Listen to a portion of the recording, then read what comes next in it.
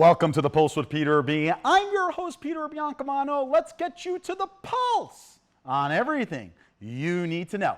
And today's show is brought to you by The Dream Project. You can find out more information about our friends at The Dream Project at the link at the bottom of your screen. And today, as you can see, we're not in studio. We'll be at Maxwell Place Park a little later on, but we are at the Hoboken Community Center, located at 1301 Washington Street. For all you old Hoboken people like me out there, the former Y, as we called it, the YMCA. And we're going to have exclusive interviews with members of the board here. And enough of me, let's get to those interviews. Now here with Mr. Ken Nielsen, who is the president here at the Hobo Community Center. Thank you for inviting us. You're very welcome. Glad to be here. Exactly, right? So now, Ken, I have to be honest with you. This is a place that brings me back to my childhood. You gave me a tour of the gym, and I was tearing, looking at the way it looks now, because I used to come play basketball here. I was always the tall gomp in school. So, I mean, the Hoboken Community Center is a long way away from what the YMCA was. Yeah, so talk a little bit about who we are, where we are, and what we're doing. We have three missions currently. The Hoboken Community Center, which was the former Hoboken North Hudson YMCA.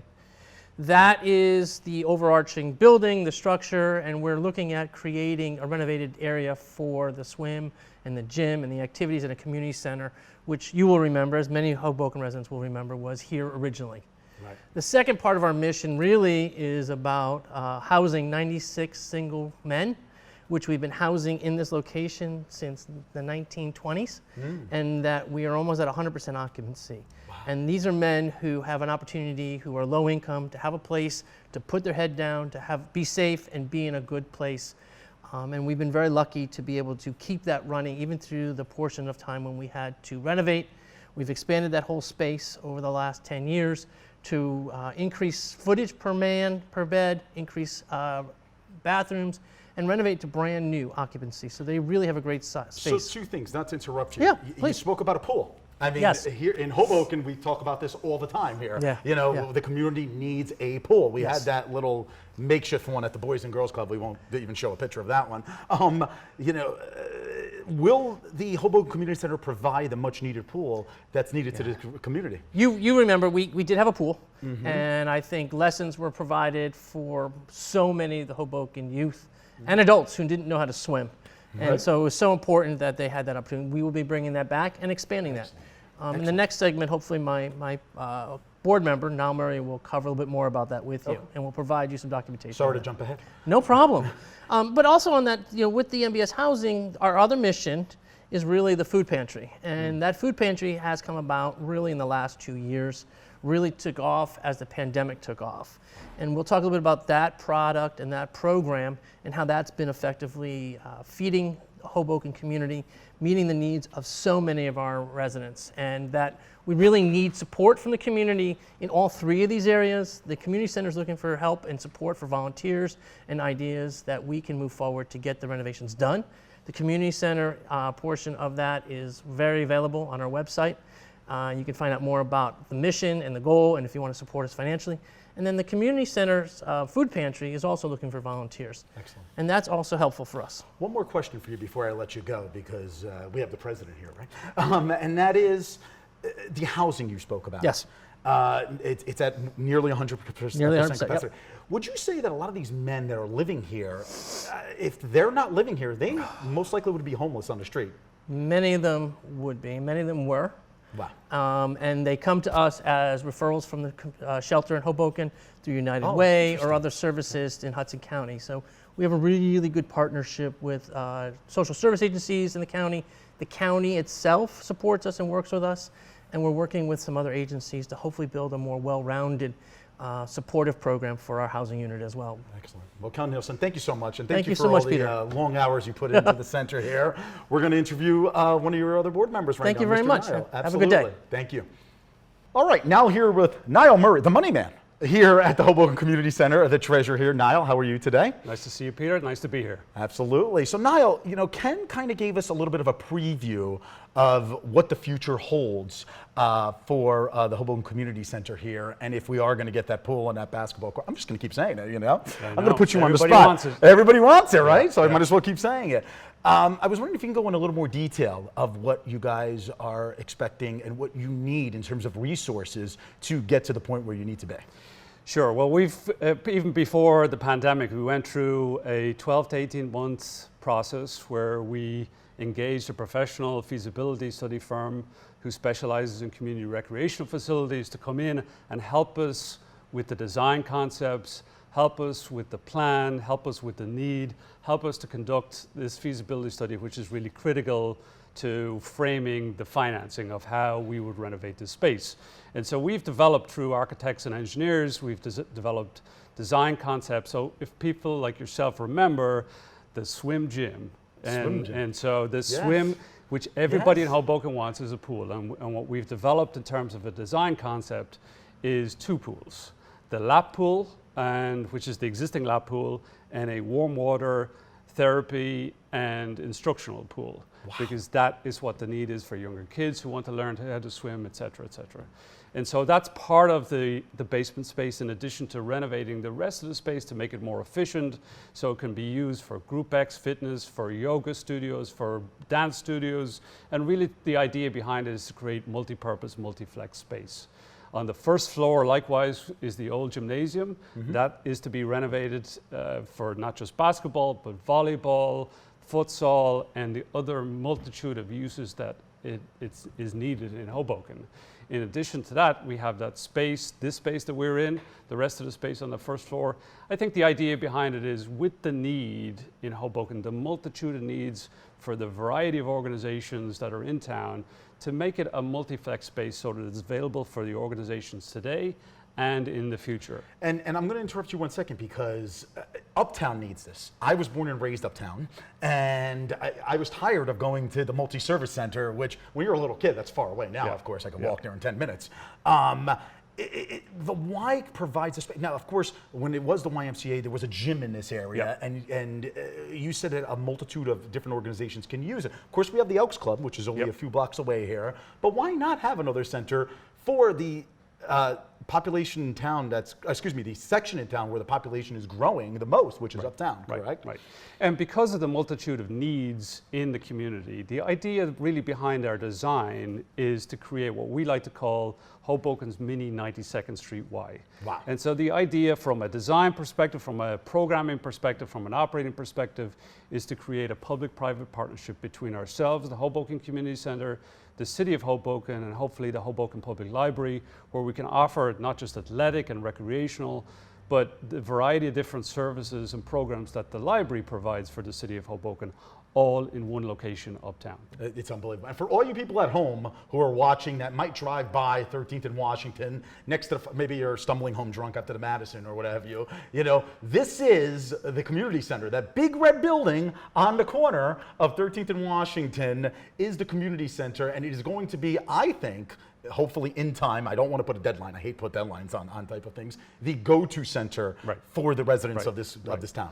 Well, it's the opportunity, and the opportunity is there and the potential is there, and we've brought it this far, and we're just trying to bring it to the next step. And a part of that next step is identifying resources, both labor resources, ideas, and financial resources to help us more specifically design the architectural plans and specifications, go through that pre-development process, what we call the pre-development process, to bring it to the next stage so that we can have a serious discussion with the financing agencies about how we would pay for what's going to be a fairly significant capital project. Well, now, Murray, thank you so much. Thank you for all your volunteer efforts. Oh, I love shaking hands on TV.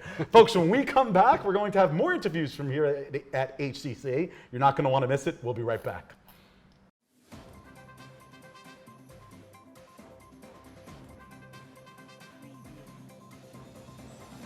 Peter Biancamano, your hostess with the mostest of the Pulse with Peter B. Folks, don't forget to go on our Facebook and our Instagram pages by searching The Pulse with Peter B. and like and follow us on each of those platforms. We're constantly updating those pages with previews of each week's segments and cool stories. Also, if you have any questions, feel free to reach out to our email address, at thepulsewithpeterb@gmail.com. Welcome back to The Pulse. Still here at the Hoboken Community Center, located at 1301 Washington Street in the beautiful city of Hoboken, New Jersey. And many people in Hoboken, old and new, know the person to my right here needs no introduction. And of course, she is the secretary here at the HCC. I actually didn't botch that. I've been botching that all day in case you haven't noticed. And that is Tony Tamarazzo. Tony, great having you on the show. Thanks, Peter. It's great to be here. Thank you so much for everything you're doing. Absolutely. No, thank you. And for the people that don't know this, of course, Tony was the one who single-handedly saved our hospital in town. No, I'm kidding around. But of course, she was the president of the hospital board at the time and did amicable work in saving it. So thank you again for doing that. But onto your new mission here, let's just say. We've had both Ken and Niall on talking about the MBS program upstairs. I was wondering if you wanted to just add on to anything they had to say about it. Yeah, thanks, Peter. Well, you know, the MBS program, as Ken mentioned, has been here in place in this location for more than 80 years. And it's really part of the continuum of care of homelessness in our city. We are fortunate enough to provide housing for single low-income men who otherwise might not have any other options. And you know, we have some significant issues in our fiscal plant there, and we've been very fortunate to get $1 million grant thanks to the hard work of Assemblywoman Annette Shapiro and State Senator Brian Stack, that we'll be able to rehabilitate the HVAC system there in the near future, which really will continue to help us provide housing for these men, many of whom are Hoboken residents. Exactly. So it's been a privilege to serve them. Trust me, I mean, you've seen those men sitting outside, and I remember there's the same guys as, it's funny, I age, but they don't for some reason. Maybe I should move upstairs. They're part of the Hoboken fabric, I feel like. I mean, and that's wonderful. All right, let's talk about something that HCC did, was so prevalent during the pandemic in doing, and that is the food pantry here. I mean, it almost put HCC on the map for the people that really didn't know what was that big red building on the corner of 13th and Washington Street. I wonder if you want to talk a little bit about the pantry. Sure, thanks. Well, you know, a little bit prior to the pandemic, when maybe we should have known, but we didn't know it was coming, a group of people at the HCC realized that our men at MBS had some food insecurity issues. They're low income. The federal government had been cutting back on SNAP programs. And so with the help of a former board member and a beloved member, Sung Mi, we started this pantry just initially to serve those men. Very quickly, it became apparent that our seniors in town, many of whom lived in the Hoboken Housing Authority, were suffering food insecurity issues and making decisions between buying medical services or food. And so we very quickly ramped that up. And within a few months, the pandemic hit. And we were very fortunate that we got the immediate support of the mayor and city council. And with the help of the Hoboken Community Emergency Response Team, we opened in about a 10,000 square foot space at the old YMCA and started delivering bags of stable groceries to any resident who needed it. In the first 3 months, from March of 2020 up through the beginning of June of 2020, we served close to 2,400 households multiple times. In June, it became apparent that the need was growing and it was not sustainable to deliver groceries.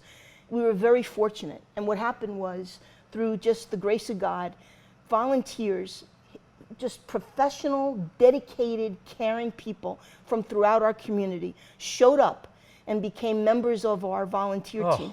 And today we have 12 senior members of our leadership team. They're men and women from all walks of life in Hoboken who have become steadfast supporters, some of whom are working 30 hours a week on a volunteer basis to keep this running. We have distributions twice a month to any Hoboken resident in need. We distribute from 3 locations around town, so it's convenient.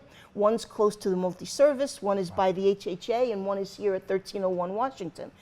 And you know, we've really worked hard to enhance this program and ensure that every resident gets what they need. So we started with, you know, bags of pasta and beans, and today we're handing out bags of 21 items, typically every day, to anyone who needs it. And now we're expanding into proteins, and we have a farmer's market every week. We have fresh produce for people, which we stock and store in cold storage and bring to every market that we distribute at. So if you're coming to get stable food, you're also going home with a big bag of produce. It's just, it's a very big operation. It takes a village. It takes the city, our generous donors, of which there are over 1,200 donors who have given us financial support, and of course, this beloved group of volunteers who are working 60-hour shifts. There are 60 shifts every distribution week where people sign up, and we use an app called Hoboken Charity Quest. You go right online, and people sign up, and we've formed this community. So we're helping not just feed our residents, but we've been a source of tremendous support for them. We're a constant. We've been there during the pandemic, and we're going to be here after as a way of meeting the food insecurity issues. So Tony, I have to ask you this question. What makes you do what you do? The Hoboken community is very, very lucky to have you and all of your volunteer engagements here and many, many hours. Why do you do it? Well, it's not me, Peter. I mean, one person doesn't move the needle anywhere. Of course. What I've been is just fortunate to be among this amazing, amazing group of volunteers. I mean, in my wildest dreams, I never thought that I would meet and get to know this group of people like this. And people ask me all the time, why? And, you know, why did you do this? And I said, no, it's not that. It's not that I saved them. Right. It's they saved me. And, you know, I've been battling some demons of my own in terms of health issues that are, you know, quite severe. And I can't imagine how I could possibly have made it through this without the volunteers that have stepped up to make all of this possible. You know, we're a rich community in many ways. People think of Hoboken as the Gold Coast. That's maybe true, but what we really are is the Gold Heart. We've really stepped up. The people that have come and stepped up here, when the story continues to be told, what we're going to find is this group of men and women who have made an absolute distinct difference in the lives of thousands of people who needed help during a pandemic, and they're going to continue to make that contribution as time, you know, wanes on. And pretty soon, Hoboken's not going to be known as the home of the Path or the home of Frank Sinatra. It's going to be known as the home of the Golden Heart, because that's who lives here. Gotcha. Well, Tony, thank you so much, and thank you, and best of luck in your personal quest here.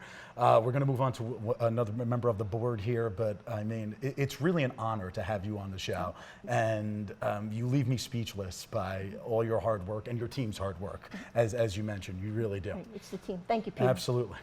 Now here with Tammy Pang, who is a volunteer here at HCC. Tammy, how are you today? Good, thank you. I mean, thank you for coming in and Happy to be here. Right, and like another heat wave. I feel like it's always hot Every or like week. raining, right? In this summer, It's an like, interesting summer. Exactly, but you guys got the great fans on us here. Tammy, we want to talk about a program that is a hopping program, from what I understand here at HCC, which is the Family to Family program. So I was wondering if you could explain to the audience what that is. Yeah, so the Family to Family program started during the pandemic. We realized that there were families that needed a couple other essentials in addition to food, mainly diapers, wipes, adult diapers, basic necessities. And so we started providing them per request, and we realized that it was a widespread need. So we created a program where we started to collect donations and have them here at the pantry for people to come pick up, kind of like a family shopping hour style. Wow, and what are those hours that they can pick them up? We do every other week, so on the off weeks that are not food distribution weeks, we do Tuesday mornings from 9 to 11 here at 1301 Washington. 1301 Washington, that big red building on the corner, right? Yeah. So now, Tammy, I'm going to, I guess, leave the floor to you, I should say, here, because we had Ken on, we had Niall on, we had Tony on. Where can people get involved here at the Hoboken Community Center? Is there any social media that you guys have? I'm sure you do.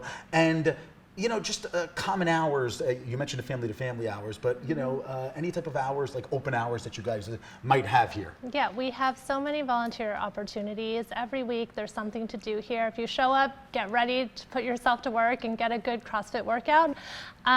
We have all of our volunteer shifts. But having to pay for it, right? Yeah, it's a free gym membership to volunteer at the pantry, for sure.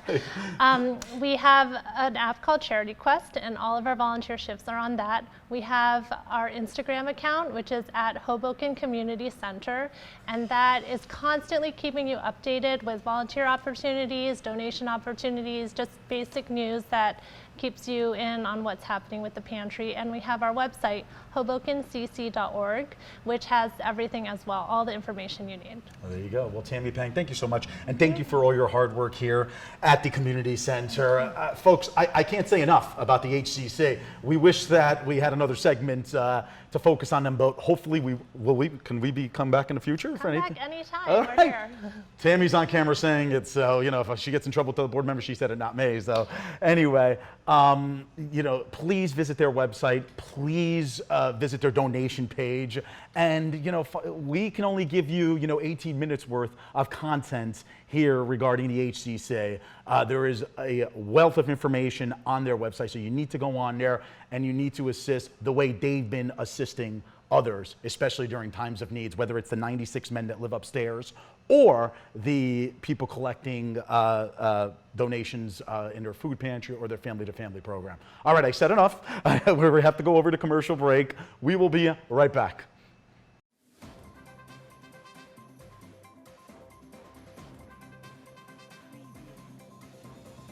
Peter Biancamano back with you. Don't forget to watch us on cable access every Sunday and Monday at 9 a.m. Optimum Channel 18, Files Channel 46, and Comcast Channel 190. Also on Sunday mornings at 9:30 a.m., you can watch our show on our YouTube channel, and you can also binge watch all of our old shows. Who doesn't want to keep watching The Pulse with Peter B? We'll see you there. Welcome back to The Pulse. Peter Biancamano back at Maxwell Place Pier on a scorching day, and somebody that's always been scorching growing up for me, and somebody that you may have seen for the last 45 years before she retired a few years ago, is the special guest to my right, and that is Margaret O'Brien, a local historian here in Hoboken. Margaret, it's an honor for us to have you on The Pulse finally. It's an honor being with the Biancamanos. You're the famous mozzarella people. Yes, we are. Yes, we are. My dad's going to love that, We Margaret. live a half a block away, and my son is in there every week for the sandwiches. Oh, it's great. Absolutely. So, Margaret, 45 years as a crossing guard for the city of Hoboken. Right. You have seen a transformation, to say the least, correct? When I was here, it was a prairie. We had horses. I used to get parrots and go down and feed the horses. Remember Desert Storm? Sure. Right? And the man who used to save them, that's all gone. You have a picture, I think, of the last one, facing the traffic. And we'll put that picture Jersey up. Journal put it up, of a horse and rider facing all the 14-story buildings, and it was the last horse here. They got rid of them. Wow. Unbelievable. So more than a crossing guard, Margaret, you are a local historian, as I said in the intro. Well, I'm what they call an amateur historian. I find wonderful, wonderful stories of the first pioneers here. And I dug them up at Stevens Institute, libraries all over the Hudson County, and I put the stories together of the first residents who came here. And they were beautiful, wonderful people. The ladies of Castle Stevens who lived in the castle at different times in history were powerful women. The first one had 10 children. Wow. I know. Oh, my goodness. I know. So, obviously you're also a best-selling author as well, and you Well, do have one of your... what happened, this got lost. This got lost. I don't know what happened. Hoboken But a Captain's man found it and put it up on Facebook, and all of a sudden it became popular. They're all selling it now. When did you write that? 2001. 20 years ago.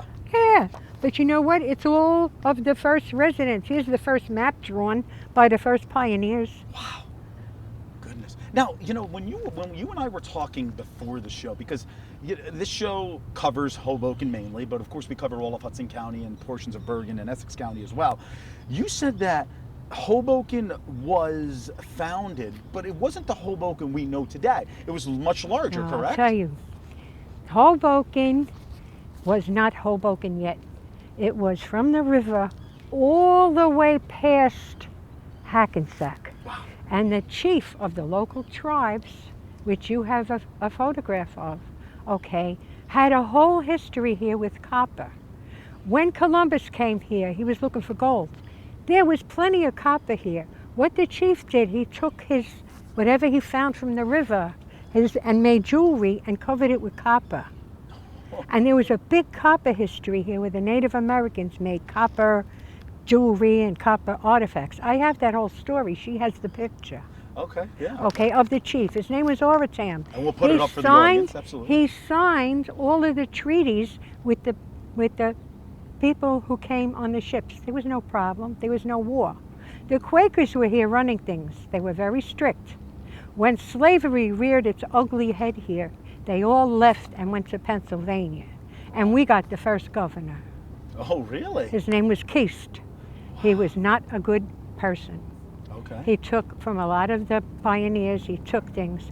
He put them all aboard a ship to save for when he was going to leave here and go back to where he started from. What happened, the ship captain made an error in judgment and capsized the ship, and practically everybody on the ship died. Wow, really? So That story is in your book. The books. Wow.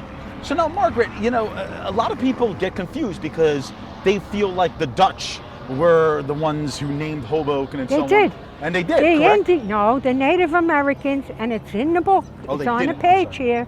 Hoboken. They said Po. Because of the peace pipes that they made here when they had commerce.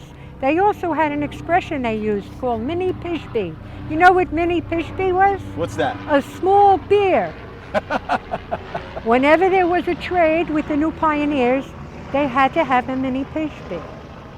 So the first brewery was here. But what happened, the brewery guy got greedy and they burnt it down. Oh, really?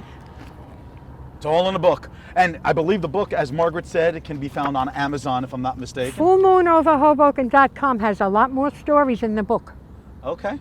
Okay. Okay. You can see the pictures. You can see a lot of things that happened here. The zipper was made here. Wow. I did that. The museum took it and made big pictures. Wow. That's okay. They could have it. So let me ask you a question, Margaret. So do you think that Hoboken has steered away from its Native American ancestry in the last 100 years or so? When you walk in the park in the middle of the fall and you read the first trapper's poem that he wrote, you can actually almost see the Native Americans walking through the park. It's in the book.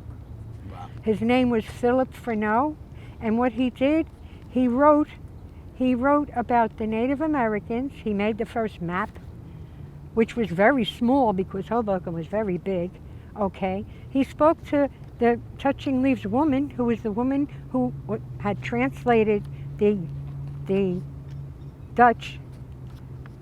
Here it is. You could read it. You're gonna love this. Wow. This is what, you see the name? 17th century? Yeah, Philip Freneau. Yeah, Right, there it that's is. right. Look, Wow. read it. When you read that slowly, you can almost see them still walking around the park in the fall when the leaves start coming down. It's most amazing. That's beautiful poetry. Wow. And some of the early residents wrote the most beautiful poetry. It's in the book. It's all on in the the book. website. It's on the website. She's got some of it. Oh, yeah, yeah. By the way, she keeps pointing to Daisy, who is our brand new production assistant and is doing a phenomenal job here today. And we're definitely going to put the You pictures should up. put Daisy on there. too. Exactly. Apparently so, yeah. She's pretty. There you go. So, Margaret, talk to me. You've been in Hoboken all your life. My mother and father left for World War II here. Right. They came from Stevens Avenue, then they came from Hoboken because my father spoke Plattdeutsch. It's a Swiss form of German. Wow. And they used to sing the German songs in the German club, which is now, what is that, resort now? Yeah, I believe you're right, yes. Oh, well, it wasn't that then. all the Germans would meet in there and sing songs. Yeah. So, You know? what has been for you the biggest transformation of the city of Hoboken? I mean, you've literally stood on a corner 3 times a day I stood for 45 years. on the river, a block from here, and I spoke to Arthur Imperatori. Yes, New He York Waterway, a told very me- good friend of the show's. He Right. told me, he died. Yeah, just Yes, he just did. this year. He He's told a great me, man. Margaret, I'm going to ask you a question. I said, what? He said, I'm thinking of building a ferry system here so Wow. people could cross the river. I said, you go for it. Do you know what he did? He built On the his largest ferry line 90th in the- birthday party, he sent a limousine to pick me up and take me to some big fancy club on the highway. I don't even know the name of it. They had a waterfall running down a wall and thousands of pounds of roast beef on the table. I don't eat raw meat, you know. And he greeted me and sent me a beautiful thank you letter for attending his 90th birthday party. Wow. And now he's over 100 and he passed away. Well, Margaret O'Brien, thank you so much. You're invited back here anytime. I okay? love this place. I love you too. You know You that. know, and your father, you got to have your father on here with his meatball There sandwiches you go. and his We will mozzarella. get him. Well, thank you for got joining it. us. Really, really appreciate it. Folks, today's show was brought to you by The Dream Project. You can find out more information about our friends at The Dream Project at the link at the bottom of your screen. Thank you for joining us this week. Join us next week for The Pulse on everything you need to know. I'm Peter Biancamano. Have a great week, everybody. The Pulse with Peter B. is a proud partner of Eyes on NJ.